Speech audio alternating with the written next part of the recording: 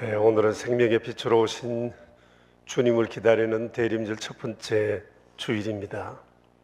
첫 번째 촛불은 약속의 빛, 기다림의 빛입니다. 어두운 세상을 비추시는 주님의 빛은 오래된 약속이었고 또 하나님의 말씀과 선지자들을 통해서 이미 예고되었습니다. 이제 어둠이 가득한 세상에 약속의 빛으로 오신 예수님을 기다리며 첫 번째 초를 밝힙니다. 우리들의 마음 한가운데 거룩하신 주님의 빛, 이 빛을 우리 마음에 받아들입시다. 성령이 내게 임하시고 지극히 높으신 이의 능력이 나를 덮으시리니 이러므로 나실 바 거룩한 이는 하나님의 아들이라 일컬어지리라. 이스라엘아 들어라, 우리 하나님 여호와는 오직 유일한 여호와이시니 너는 마음을 다하고 뜻을 다하고 힘을 다하여 내 하나님 여호와를 사랑하라. 아멘.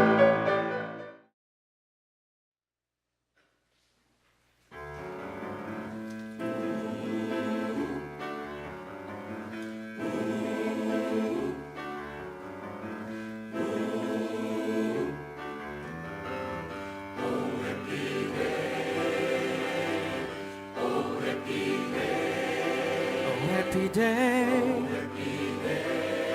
oh happy day, when Jesus walked, oh when He walked, when Jesus walked, He washed the sins away. Oh happy day, oh happy day. Oh happy day, when Jesus walked, oh when He walked, when Jesus walked, He washed the sins away. Oh happy day, He taught me how to watch, fight and pray, and we rejoicing every day.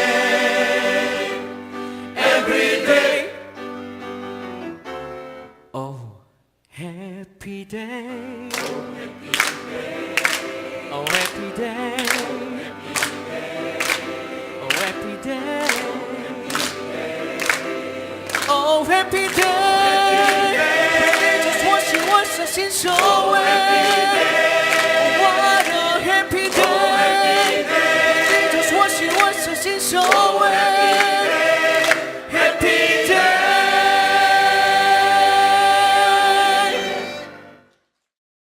이제 우리 하나님의 말씀을 함께 보겠습니다. 요한일서 4장 9절에서 10절입니다. 이 말씀을 중심으로 참사랑이라는 주제로 우리가 이 말씀을 묵상하려 합니다. 우리 9절부터 10절 같이 읽겠습니다. 하나님의 사랑이 우리에게 이렇게 나타난 바 되었으니 하나님이 자기의 독생자를 세상에 보내심은 이로 말미암아 우리를 살리려 하심이라. 사랑은 여기 있으니 우리가 하나님을 사랑하는 것이 아니요 하나님이 우리를 사랑하사 우리 죄를 속하기 위하여 화목제물로 그 아들을 보내셨음이니라. 아멘. 메리 크리스마스. 어색하신가요? 이제 이 얘기가 어색하지 않은 계절이 되었습니다. 마음껏 말해도 좋을 것 같습니다. 그렇게 한번 옆 사람과 인사를 나눌까요?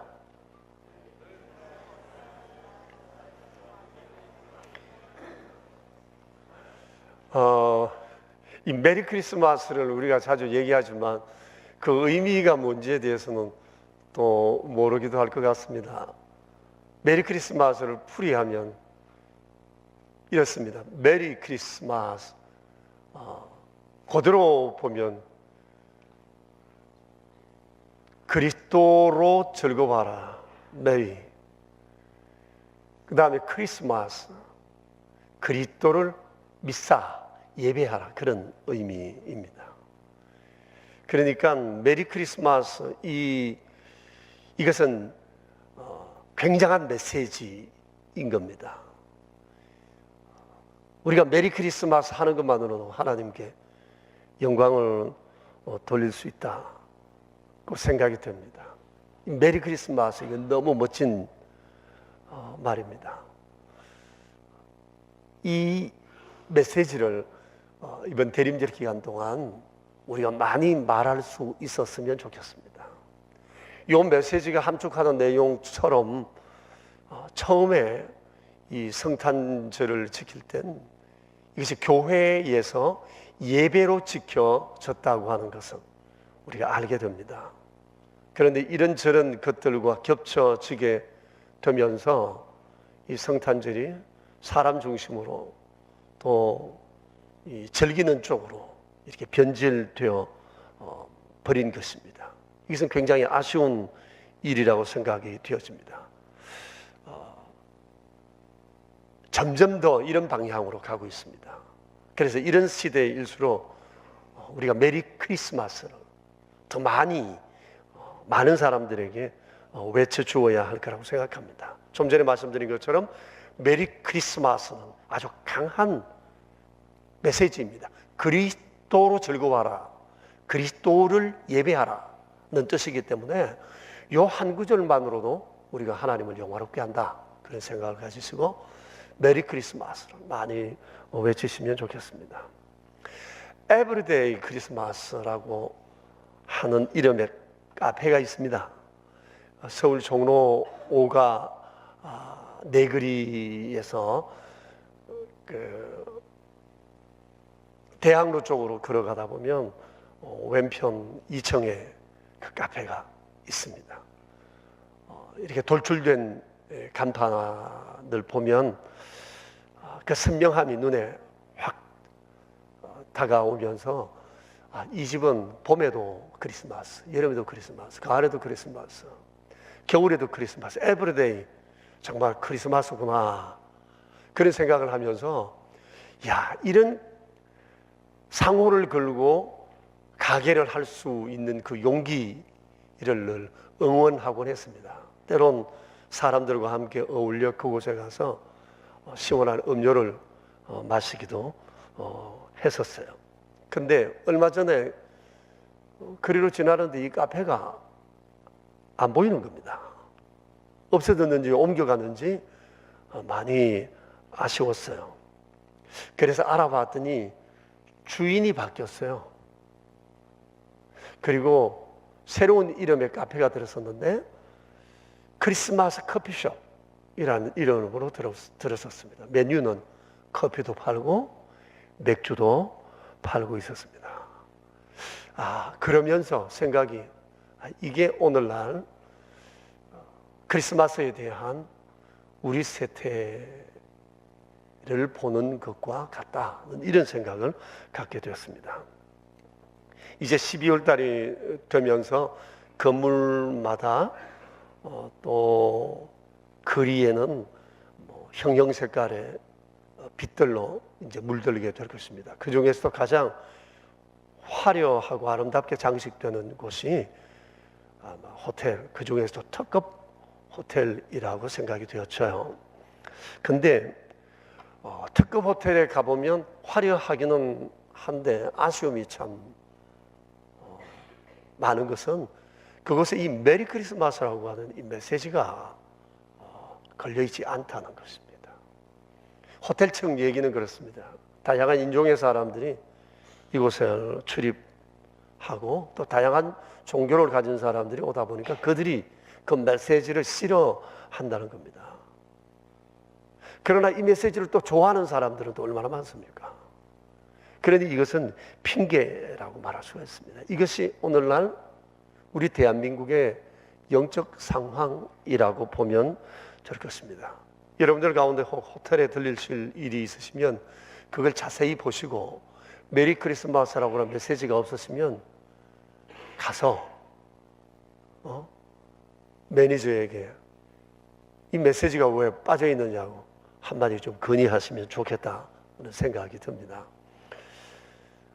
지난 8년간 이제 미국의 오바마 정권이 일을 마치고 이제 곧 물러가게 되는데, 이 오바마 정권이 들어서면서 이 미국의 성탄 분위기가 많이 퇴색되었다고 합니다.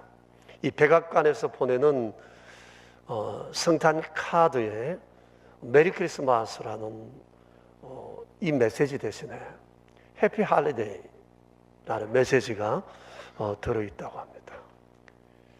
메리 크리스마스와 해피 할리데이는 전혀 다른 겁니다. 이것은 지금 미국의 영적 상황이 어떤지를 우리에게 잘 보여주는 단면이라고 말할 수가 있습니다. 청교도들의 신앙 고백위에 세워진 이 미국의 국가 분위기가 240년 만에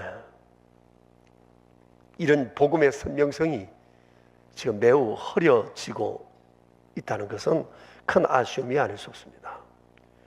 이번 미국 대선을 두고 사람들은 굉장히 이변이 일어났다고 생각을 합니다.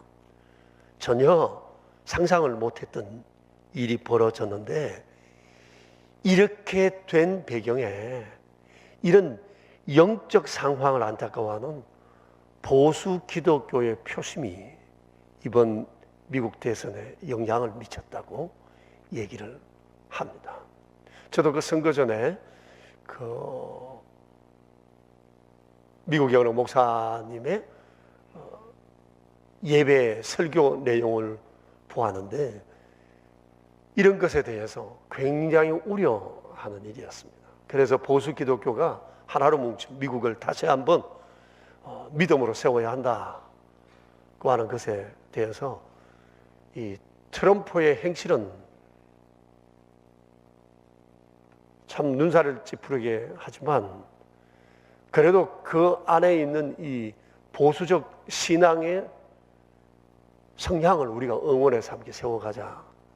그것이 결국은 미국 대선의 판도를 바꾸게 되었다고 합니다.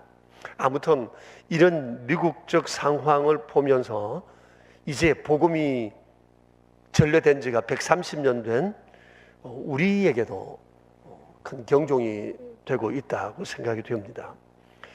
여러분, 복음이 들어온 지 130년이 되면서 우리 한국교회, 한국사회가 지금 벌써 상당히 허물허물해지고 있습니다. 그래서 제 마음속에 그런 생각이 듭니다. 앞으로 우리가 100년을 제대로 지켜낼 수 있을까? 100년 뒤에 우리 한국교회, 한국사회의 영적 상황은 어떻게 될까? 생각하면 할수록 염려스럽기 짝이 없습니다. 정말 정신을 바짝 차려야 할 것 같습니다. 특히 우리 한국인의 속성 중에 하나가 쉽게 분위기 타는 거잖아요. 그렇다고 봤을 때 이거 미국식 이런 영적 분위기가 아주 빠르게 유입될 가능성도 많다고 생각이 되어집니다. 그래서 원래 우리 교회가 크리스마스 트리를 이렇게 곳곳에 만들면서 메리 크리스마스라고 하는 메시지를 전부 다 더 많이 걸어두려고 하고 있습니다. 지금도 걸고 있고 곳곳에 메리 크리스마스라고 하는 이것을 걸어두려고 합니다. 우리도 보고 우리 교회를 오고 가는 이웃들도 그것을 보았으면 좋겠어요. 그래서 여러분들 이제 이 대림절 기간 동안 지내시면서 서로를 만나시면 정말 간절한 마음을 담아서 진정한 마음으로 메리 크리스마스라고 하는 것을 서로에게 외쳐주기 바랍니다. 우리는 이 한마디를 외치는 것만으로도 하나님을 영화롭게 하니까 그리스도로 즐거워하세요. 그리스도께 예배하세요. 메리 크리스마스. 우리가 이 마음을 담아서 서로에게 한다면 그것은 응원도 되고 경배도 되고 선언도 되는 것입니다. 우리 이런 마음을 담아서 옆 사람에게 한 번 더 그렇게 인사를 해볼까요?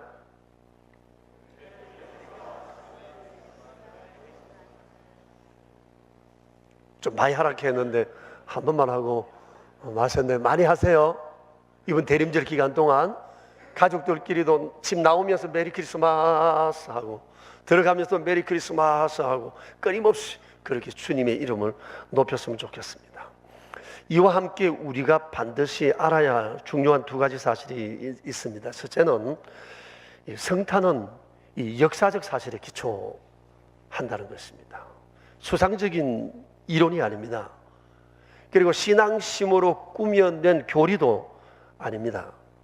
이와 관련해서 오늘 성경에서는 매우 중요한 사실을 우리에게 말씀하고 있습니다. 여러분 9절을 보세요. 이렇게 나타난 바 되셨다. 밑줄을 쳐주세요.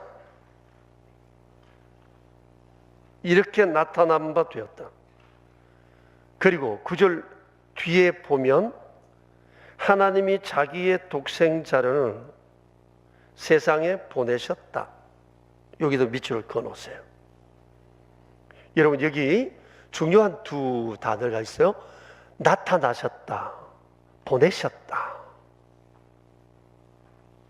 이것은 2000년 전에 예수님께서 유대 땅 베들레헴에 오신 역사적 사실에 대한 말씀이에요.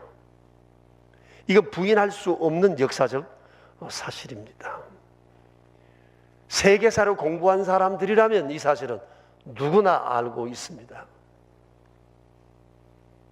그때 하나님의 독생자이신 예수님은 성육신 하셨어요. 동정녀 마리아에게 잉태되시고 나시어 공생애를 사셨던 것입니다. 그래서 우리가 잊지 말아야 합니다. 성탄은 역사적 사실에 기초한다는 사실입니다. 그것을 믿음으로 받아들일 때 그것이 성탄인 것입니다. 둘째, 이 성탄은 하나님께서 자기의 사랑을 우리에게 나타내 보이신 사건이라는 겁니다. 9절 내용이 그것을 우리에게 말씀하고 있지 않습니까? 하나님의 사랑이 우리에게 이렇게 나타난 바 되었다. 성탄의 핵심은 하나님의 사랑을 이렇게 나타내 보인 사건이라고 하는 얘기입니다. 다시 말하면 성탄은 인간을 향한 하나님의 프로포즈다고 볼 수가 있습니다. 이 프로포즈, 여러분 이것을 잊지 말았으면 좋겠다. 성탄은 하나님의 인간을 향한 프로포즈다. 요즘 젊은이들이 사랑하는 사람에게 청혼을 할 때쯤 되면 그들이 아주 다양한 방법으로 사랑을 고백하면서 프로포즈를 합니다. 어떻게 프로포즈를 하느냐를 통해서 자신이 그를 향한 사랑의 농도를 나타내 보이는 것입니다. 그런데 그 프로포즈가 때로는 과해 보이기도 하고 때로는 참 안쓰럽기도 하다는 그런 생각을 갖습니다. 저도 사위 둘을 보면서 그 아이들이 프로포즈 한 것을 봤는데 서로 방식은 달랐지만은 그만하면 내 딸들의 마음을 충분히 움직이겠다 그런 생각을 하긴 했습니다. 프로포즈 이게 중요한 거예요. 그러니 하나님께서 독생자이신 예수님을 보내신 것도 일종의 하나님의 프로포즈인 것입니다. 그런데 이 하나님의 프로포즈는 그 누구도 상상할 수 없었던 극단적 방법이었다고 하는 것입니다. 여러분 얼마나 하나님의 마음에 있는 이 사랑을 알리고 싶으셨으면 하나님께서 이 방법을 택하셔야 하셨을까? 정말 안쓰러운 거예요. 한편으로는 너무 찡하기도 합니다. 하나님이 다 내려놓으신 거잖아요. 계급장 완전히 다 뗀 거잖아요. 얼마나 애가 탔으면 이렇게까지 사랑을 내 보이셔야 했을까? 마음이 아프지 않을 수가 없어요. 한편으로는 감사하죠. 이에 대해서 예수님께서 이런 말씀을 하신 적이 있습니다. 누가복음 20장에는 말씀인데요. 한 사람이 포도원을 만들어서 농부들에게 세를 주고 타국에 가서 오래 있다가 때가 되면 자기 종을 보내어 포도원 경작의 소출의 얼마를 받으려고 농부들에게 보냈다고 했습니다. 그런데 이 농부들이 주인이 보낸 종을 아주 못살게 굵어놓은 때려서 빈손으로 보내었습니다. 속은 상했지만 주인은 다시금 자기 종을 보내었다. 그런데 이번에도 농부들은 몹쓸 짓을 하고 때려 죽다시피 하여 그들을 또 내쫓았다. 이러기를 3번 거듭 주인은 자기 종을 보내다가 마지막에 이런 생각을 합니다. 그러면 내가 어떻게 할까? 내 아들을 보내야지. 내 아들이니 이들이 내 아들에 대해서는 함부로 하지 아니하리라. 그런 기대를 가지고 보내었는데 농부들은 이제 더 과격한 태도를 보였다. 그들이 말하기를 이는 상속자니 이 아들을 죽이고 그 유산을 우리가 차지하자. 그리고는 주인의 아들을 포도원 밖에 내쫓아 죽였다. 그런즉 포도원 주인이 이 사람들을 어떻게 하겠느냐? 예수님께서 이를 비유로 말씀을 하셨어요. 이 내용은 신구약 성경에 나타난 다양한 하나님의 프로포즈에 대한 요약이라고 말할 수가 있어요. 종들을 보내었다는 말씀처럼 하나님께서는 아주 오래전부터 아주 다양한 방법으로 다양한 사람들을 보내어서 하나님의 마음, 하나님의 사랑을 끊임없이 사람들에게 전해 주었던 것입니다. 그리스도가 결국엔 독생자를 세상에 보내신 거예요. 그러니까 이 하나님의 프로포즈는 성탄절로부터 시작된 것이 아니라 아주 오래전부터 아담 이후로부터 또 주님이 세상에 다시 오시는 그날까지 이 하나님의 프로포즈는 계속되는 것입니다. 그러던 중에 우리에게도 그리스도를 통하여 하나님의 프로포즈 하시어 우리가 주를 이렇게 섬기게 되는 이런 놀라운 은총을 입게 되었던 것입니다. 그런데 여러분, 우리가 한 가지 오해하지 말아야 할 것이 있는데, 하나님께서 내게 프로포즈 하셨다고 해서 내가 썩 괜찮은 사람이었다는 생각을 해서는 안 됩니다. 그건 건방진 오해입니다. 여러분, 오늘 9절 10절을 한번 보십시오. 우리의 본 모습을 아주 적나라하게 말씀을 하십니다. 우리는 허물과 죄로 죽은 자들이었어요. 그래서 우리를 살리려 하셨다고 했어요. 그리고 우리는 반드시 용서받아야만 하는 죄인들이었어요. 그리고 우리는 하나님과 화목되지 못한 하나님의 원수였습니다. 이것이 모든 인간들의 모습입니다. 여러분 한번 생각해 보세요. 이쁜 구석이라고는 하나도 없는 사람들입니다. 그럼에도 불구하고 하나님께서 독생자를 통하여 이런 죄인들에게, 몹쓸 죄인들에게 프로포즈 하신 것입니다. 그러니까 하나님께서 우리를 사랑하시기로 작정하신 이유는 단 하나입니다. 우리를 살리시려고. 9절 맨 뒤에 여러분 줄을 쳐둘까요? 하나님께서 우리에게 프로포즈 하신 이유는 우리를 살리시려고. 그리고 10절에 보면 우리 죄를 속하시려고. 그리고 셋째는 우리와 화목하게 하시려고 라고 말씀을 하세요. 이것이 바로 하나님의 참 사랑인 겁니다. 우리를 살리셨다고 하는 것은 우리에게 영생을 얻게 하셨다는 얘기입니다. 우리의 죄를 속하시기 위함이라고 하는 것은 우리의 과거와 현재와 미래의 모든 죄가 용서받을 수 있는 길을 열어 놓으셨다는 그런 얘기입니다. 그리고 화목되었다고 하는 것은 하나님과 우리 사이에 이 벽이 없어지고 그만큼 친근한 친밀한 관계가 되었다는 것을 말씀하고 있는 것입니다.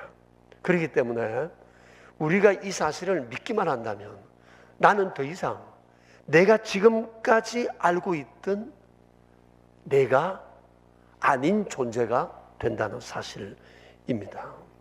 여러분, 누구든지 하나님의 이 사랑을 받아들이면 삶이 달라지고 그의 가치가 달라지고 그의 운명이 달라지고 그리고 예수님과 함께 새로운 세계의 길을 향해 걷게 되는 것입니다.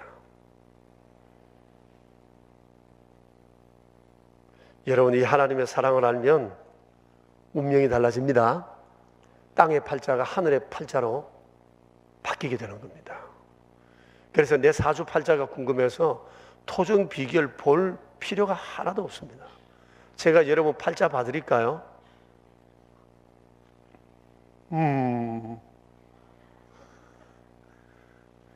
여러분 하나님의 큰 사랑 받을 팔자입니다. 영생할 팔자입니다. 그리스도를 알므로 인해서 우리에게 이 삶이 확 달라지고 운명이 달라졌음을 우리가 알아야 돼요. 근데 문제는 이 사실을 정말 믿느냐는 거예요. 믿느냐는 겁니다.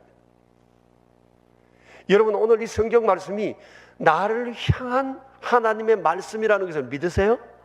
나를 향한 하나님의 프로포즈라는 것을 믿으세요? 그러면 오늘 9절, 10절을 우리라는 단어가 많이 나오는데 그 단어에 나를 넣어서 다시 한번 읽어보도록 해요. 나를 넣습니다.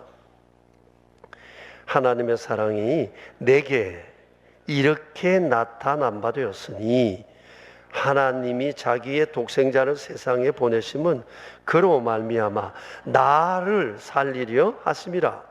사랑은 여기 있으니 내가 하나님을 사랑하는 것이 아니요 하나님이 나를 사랑하사 내 죄를 속하기 위하여 화목제물로 그 아들을 보내셨음이니라. 아멘. 나를 위한 것임을 우리가 믿어야 돼요. 나를 위한 것이다. 이걸 믿어야 하는 거예요. 이거 믿지 않으면 아무런 소용없어요. 1970년대 미국 연방정부의 고위 관료 중에 아드 번서라고 하는 분이 계셨어요. 그는 아이젠하워 대통령에서부터 로널드 레이건 대통령에 이르기까지 경제 자문관으로 일을 하면서 미국의 많은 대통령들을 도왔던 사람입니다. 미국의 경제 부흥은 아드 번서의 영향을 힘입은 바 크다고 사람들은 얘기를 합니다. 그래서 그의 경력이 말해주는 바와 같이 그는 이 미국 정부에서 상당히 비중 있는 인물이었고 이 사람이 무슨 말을 하게 되면 이 사람 고견의 사람들은 귀를 기울였다고 합니다. 근데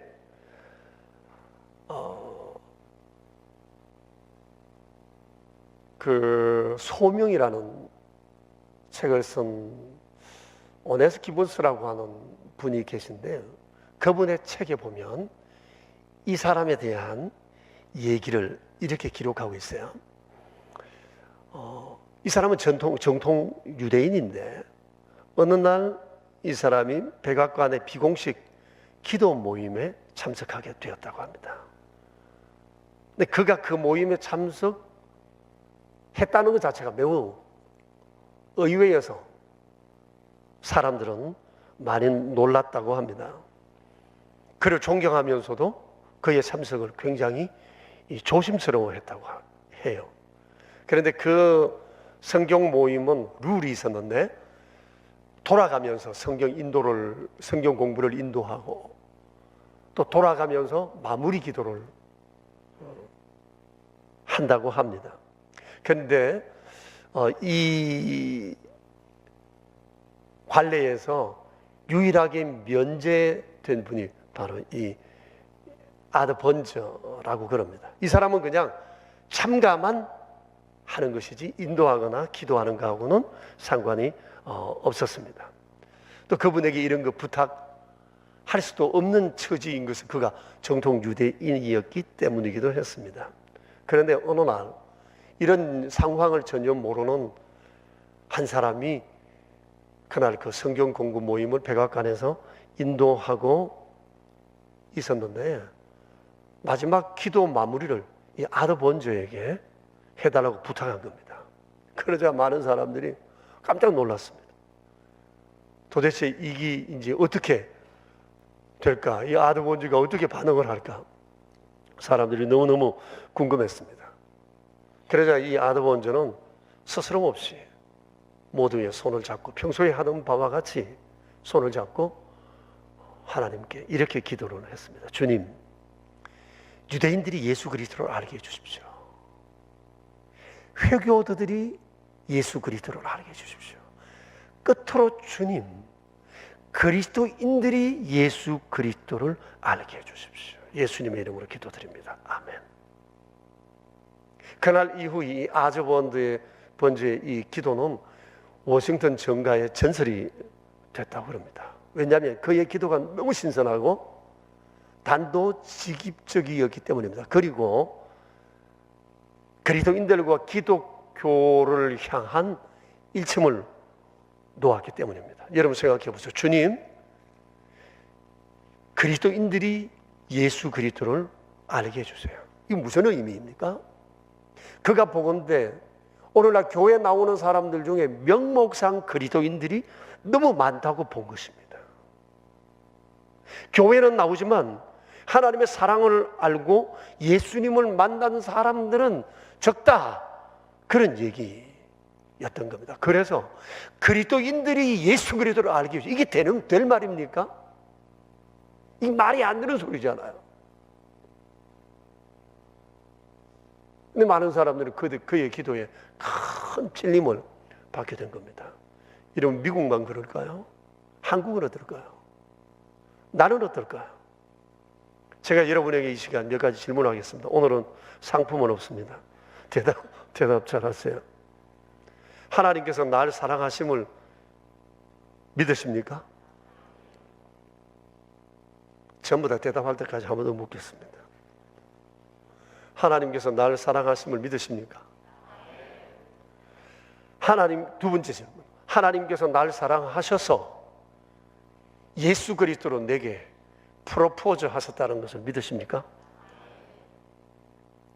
이제 이 하나님의 프로포즈를 받아들인 나는 죄가 용서함을 받았고 하나님과 화목되게 되었다는 사실을 믿으십니까?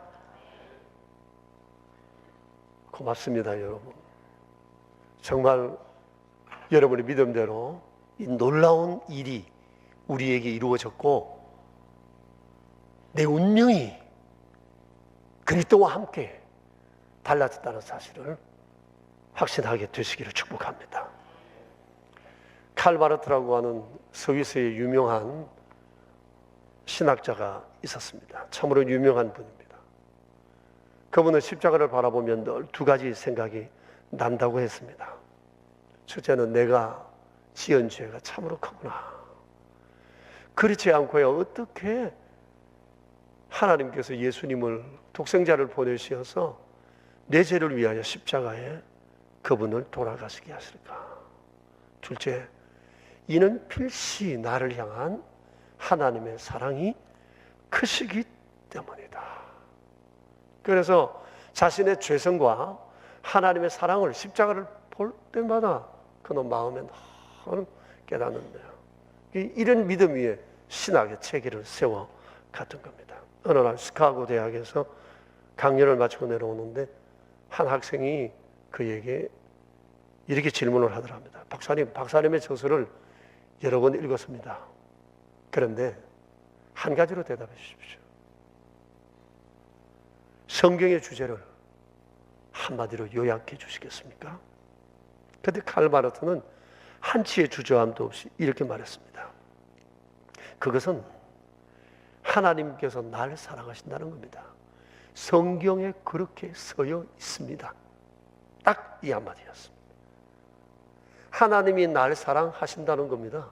성경에 그렇게 써여 있습니다. 멋진 분이죠. 우리나라 신학자들이 다 이분만 같다면 걱정이 없습니다. 신학생들도 걱정할 필요 없고 교회도 걱정할 필요가 없습니다. 그러니까 여러분, 신학 박사든 목사든 교인이든 우리에게 있어서 중요한 것은 성경에서 한마디로 말씀하시는 이 하나님의 사랑을 내가 알고 믿느냐는 거예요.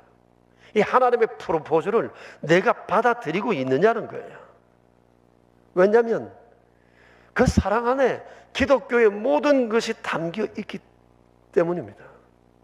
그래서 여러분 신앙생활에 있어서 가장 중요한 것은 십자가를 통해 보여주신 하나님의 이 극단적 프로포즈를 알고 받아들이는 거예요.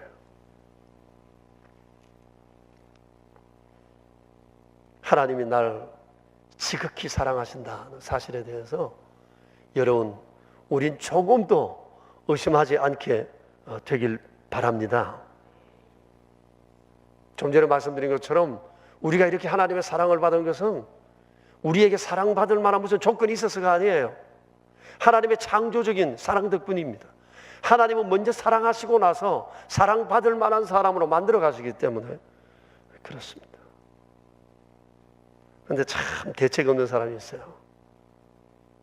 정말 대책 없는 사람은 그럼에도 불구하고 하나님이 나를 사랑하실 리가 없다고 빡빡 우겨대는 사람입니다. 초창기 우리 교회에 그런 사람이 있었어요. 아무리 얘기해도 하나님이 자기 같은 사람을 사랑하실 리가 없다는 겁니다. 왜냐하면 자기는 가끔 하고 땡기기도 하고 또 세금 계산서도 들어 누락시키고 그러는데 하나님이 어떻게 나 같은 놈을 사랑하시겠나 걱정이 늘어졌어요. 잘 믿고 싶은데 그게 잘 안 된다는 겁니다. 그래서 제가 그랬습니다. 참다가 나도 모르게 한잔 하면 다음날 회개하면 되지 뭐 그래. 그리고 이렇게 한번 땡겼다가도 그 다음날 아침에 일어나서 회개하고 다시 시작하면 되지. 우린 그렇게 비틀거리면서 천국 가는 거야. 이 얘기를 제가 그에게 수없이 해줬어요. 이 사실을 믿게 하는데 굉장히 애먹었습니다. 한 6년은 걸린 것 같아요. 여러분, 절대 잊지 말아야 됩니다.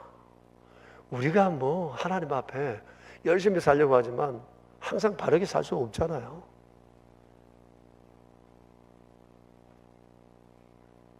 그래서 하나님은 우리가 잘하면 이뻐하면서 사랑하시지만 못하면 아파하시면서도 여전히 사랑하신다는 사실을 기억해야 돼요. 보세요. 자식이 부모에게 사랑받는 게 늘 이쁜 짓 하기 때문입니까? 아니잖아요.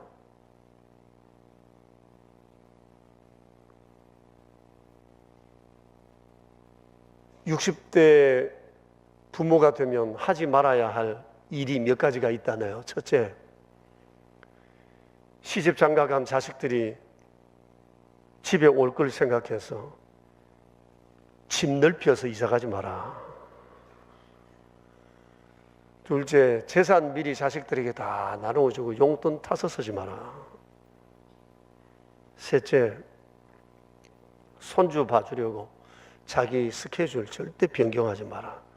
근데 이게 잘 됩니까? 잘 될 것 같아요? 나는 그렇게 안 해야지 싶은데 한번 살아보세요. 그렇게 되나? 이게 부모 사랑입니다. 그래서 부모에게서 우리는 하나님의 참사랑의 그림자를 약간 볼 수 있는 겁니다. 그러나 이 세상의 그 어떤 것도 하나님의 사랑에 비할 수가 없어요. 그렇기 때문에 우리에게 중요한 것은 나를 향한 이 하나님의 크신 사랑의 눈을 크게 떠야 되는 것입니다.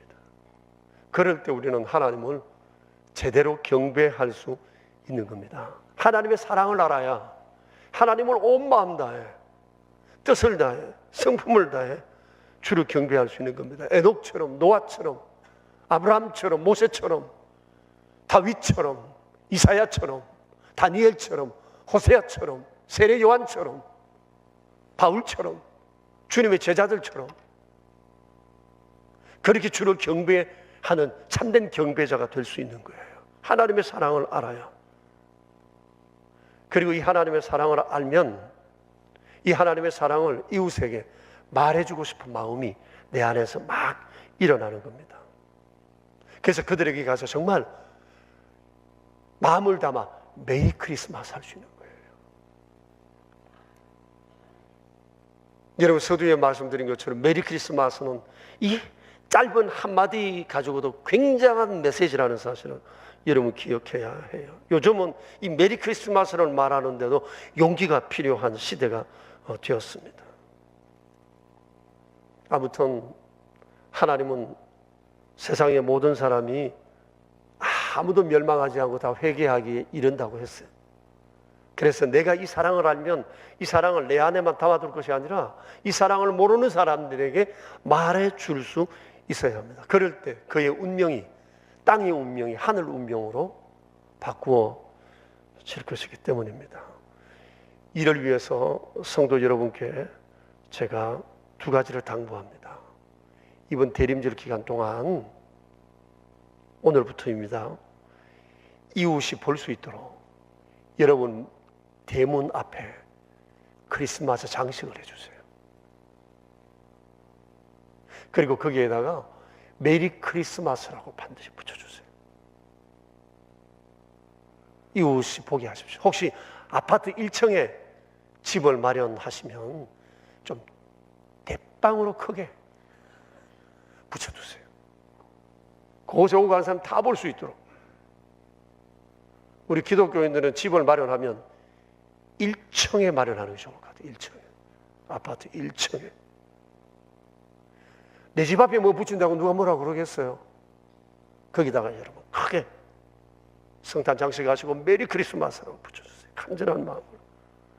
그리고 이 대림절 기간에 정말 이 하나님의 참사랑을 전해줄 사람을 여러분 작정하세요. 그리고 이 놀라우신 이 하나님의 사랑에 대해서 말을 해주고, 또 우리 교회에서 이제 카드를 판매하려고 해요. 교회에서 만든 카드를, 이 카드를 써서 그에게 꼭 전해주길 바랍니다. 그럴 때, 그리고 그를 위해서 기도할 때 그들도 하나님의 참사랑에 눈을 뜨게 될 줄로 믿습니다. 이 대림절 정말 복된 성탄으로 만들어가는 아름다운 기회 되길 축복합니다. 우리 함께 기도하겠습니다. 자신을 돌아보면서 우리 한 2분 정도 기도했으면 좋겠습니다. 정말 이 하나님의 사랑을 나를 향하는 사랑인 줄 내가 진실로 알고 있는가? 이게 중요합니다. 이거 아니면 다 헛겁니다. 주여, 그리스도인들을 예수 그리스도로 알게 해주세요. 이런 기도가 나오지 않아야 하는 겁니다. 온 주변 사람들이 이번 기회에 꼭 예수님께 돌아올 수 있게 되기를 구체적으로 사람을 지목해서 기도했으면 좋겠어요. 우리 하나님 앞에 이 시간 함께 기도합시다. 하나님 아버지, 하나님의 참사랑 감사합니다. 놀라우신 주님의 은혜, 생각할 수 없었던 방법으로 우리를 찾아오신 사랑해 주신 주님, 극단적인 프로포즈를 우리가 바라봅니다. 다시 한 번 더 아버지의 사랑을 감사합니다.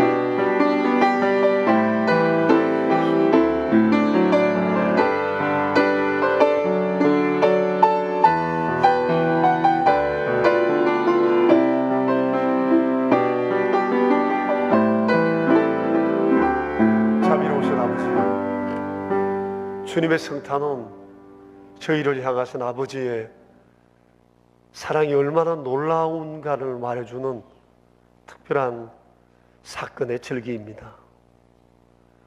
자비로우신 주여, 우리가 세상 사람들처럼 그저 번쩍이는 불빛 아래 마음을 들뜨는 자가 아니라 진정으로 나를 향한 하나님의 극단적인 프로포즈를 마음에 깊이 새기고 이것을 세상에 담대히 말해주는 믿음의 사람들이 될 수 있도록 도와주시기 원합니다. 이 성탄절에 저희 자신의 믿음뿐만 아니라 하나님의 사랑에 눈이 가려져 있는 우리의 이웃을 주께로 되돌리는 놀라운 운명의 단판을 내는 축복의 기회가 될 수 있도록 은혜 베풀어 주시옵소서. 주님 예수 그리스도 이름으로 기도합니다. 아멘. 하나님의 이 크신 사랑을 저희가 무엇으로 다 감사드릴 수 있겠습니까? 메리 크리스마스 할 수 있는 용기, 또 세상의 사람들의 운명을 바꾸어 주는 아름다운 주의 사랑을 전함, 또 예배 드릴 때마다 주님 앞에 드리는 이 귀한 예물, 이런 것을 통하여 만분의 1이라도 아버지의 사랑에 다가가기를 원합니다. 오늘 이 시간에도 구별하여 예물을 드린 귀한 손길들이 있습니다. 온전한 마음으로 구별하여 드린 11조 예물과 감사의 예물과 주정헌금, 오른손 헌금과 완달러 선교 헌금과 사랑의 식탁, 그 외에 또 다른 이름으로 주 앞에 드려진 귀한 예물들, 손길과 그 거룩한 심령들 복되게 하사 영원토록 아버지의 크신 사랑에 감격하며 살아가도록 도와주시옵소서. 주님 예수 그리스도 이름으로 기도드리오며 이제는 왕 되신 주 예수 그리스도의 은혜와 만복의 근원 되시는 아버지 하나님의 크신 사랑하심과 하나님의 참사랑이 얼마나 크시고 놀라우신가를 날마다 우리에게 말씀하시고 가르쳐 주시는 성령님의 교통하심이 예배하는 저희 무리들과 저희의 가정과 주님의 몸 되신 교회 위에 이제로부터 영원히 함께 계시옵기를 간절히 축원하옵나이다. 아멘.